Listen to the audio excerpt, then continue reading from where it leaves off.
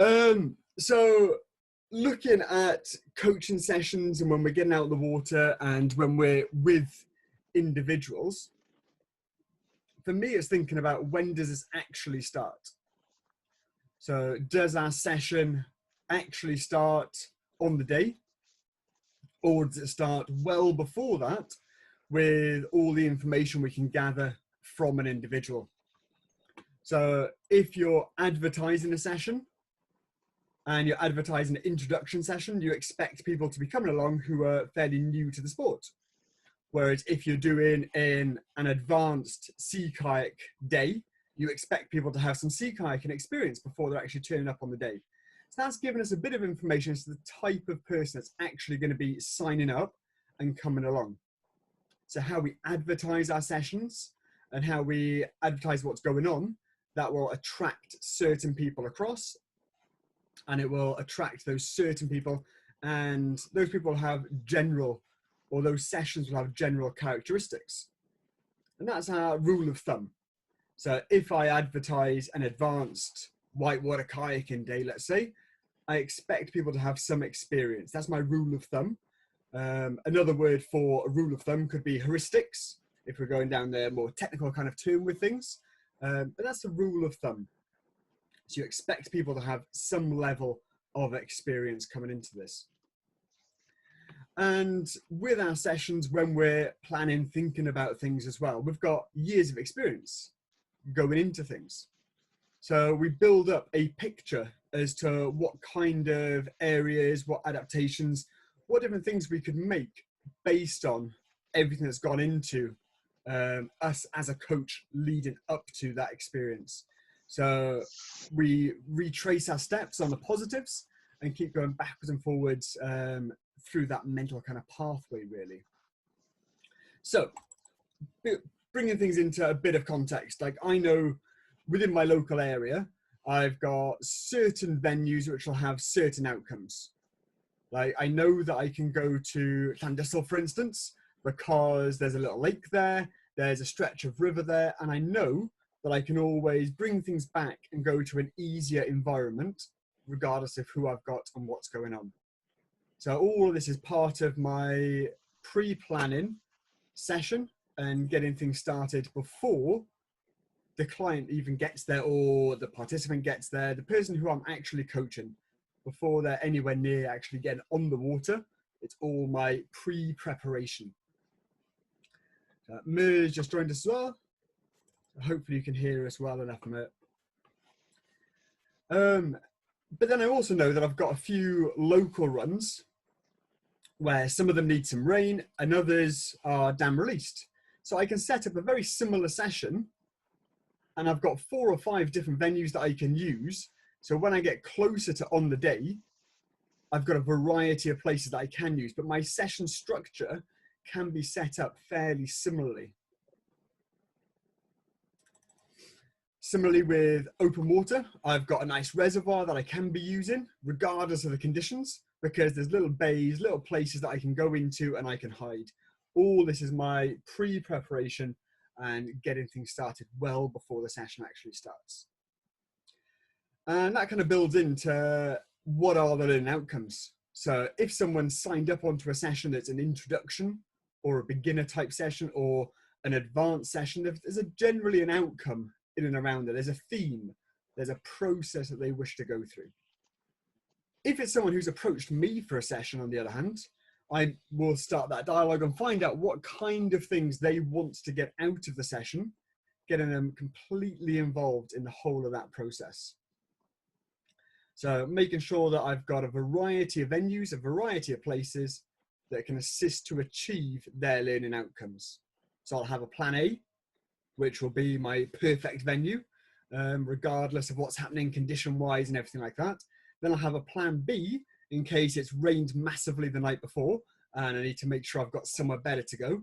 Or I've got a plan C where it hasn't rained at all, I don't have any water anywhere, but I've still got this nice little gem that I can use and I can go and play with. So all these are my pre-preparations.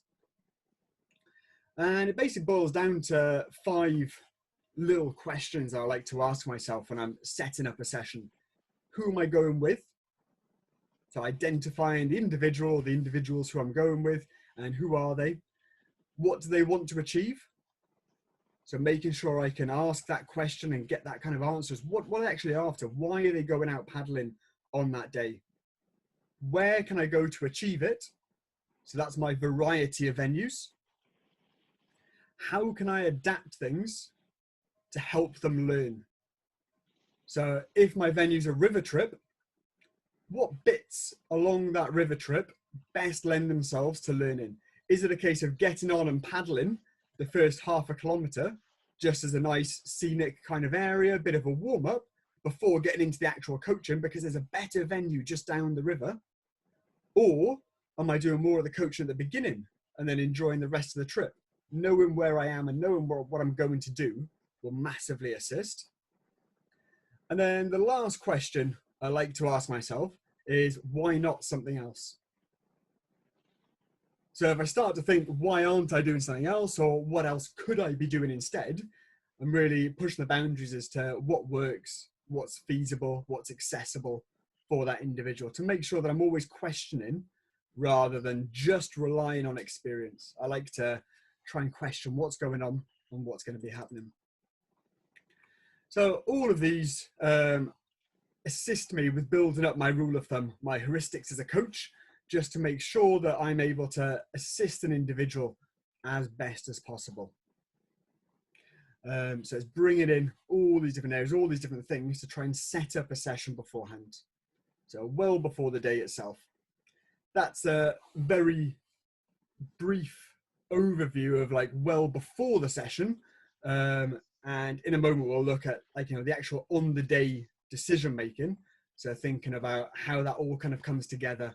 But beforehand, it's identifying a series of good venues that can be used regardless of conditions. Speaking to the individual to find out what they actually want rather than just assuming what's going to be happening. And then using my experience to try and pull all of these different bits together. So at the moment, for instance, I could be looking at one-to-one coaching. So planning for one-to-one coaching, thinking about what kind of venues I could use for when lockdown things reduce slightly and I can start to do things via a bit of social distancing in a one-to-one kind of context. Where could I use? Where could I go? And what kind of things could I get out of it?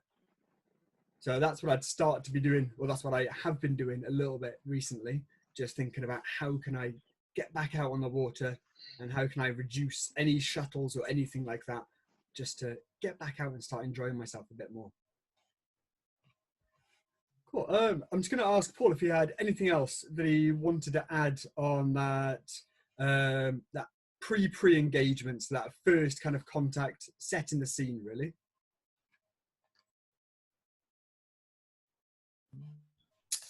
No, other than a few other little things, could be considering what kit's available.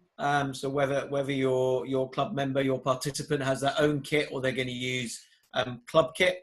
As you're probably well aware, it's really important that the size of the kit matches the size of the person.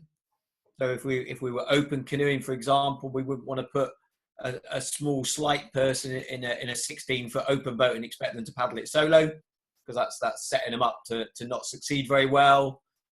Right size paddles, and again, if we're supping, right size board, right size paddles, stuff like that. So it's just matching the right size kit to the right size person. And then again, venue. So if we're on a sheltered or a flat water environment, is that the right bit of kit for them to use? If they're on a white water environment, again, is that the right piece of kit for that correct environment? Yeah, that's pretty much all I'd add. The rest of the stuff you'll be doing beforehand is that common sense stuff. Hopefully, checking for weather, checking conditions. Is the river likely to come up whilst I'm on it? Is that going to change what happens? So we have to be dynamically risk assessment and dynamically changing our plans to suit the conditions and the venue.